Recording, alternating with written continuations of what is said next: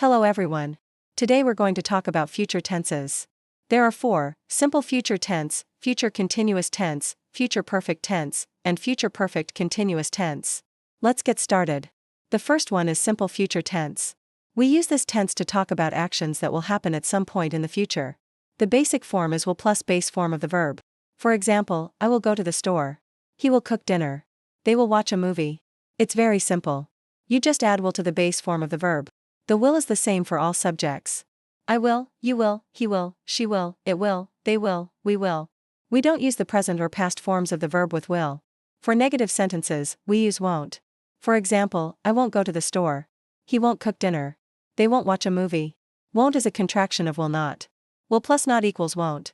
For questions, we use will plus subject plus verb. For example, will you go to the store? Will he cook dinner? Will they watch a movie? The second tense is future continuous tense. We use this tense to talk about actions that will be happening at a specific time in the future. The basic form is will be plus verb plus ing. For example, I will be going to the store. He will be cooking dinner. They will be watching a movie. To make negative sentences, we use will not be plus verb plus ing. For example, I will not be going to the store. He will not be cooking dinner. They will not be watching a movie.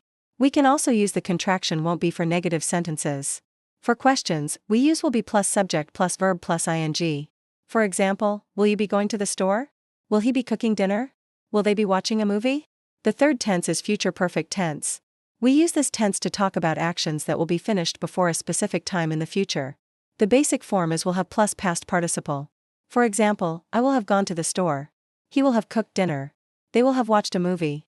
To make negative sentences, we use will not have plus past participle. For example, I will not have gone to the store. He will not have cooked dinner. They will not have watched a movie. We can also use the contraction won't have for negative sentences. For questions, we use will plus subject plus have plus past participle. For example, will you have gone to the store? Will he have cooked dinner? Will they have watched a movie? The fourth tense is future perfect continuous tense.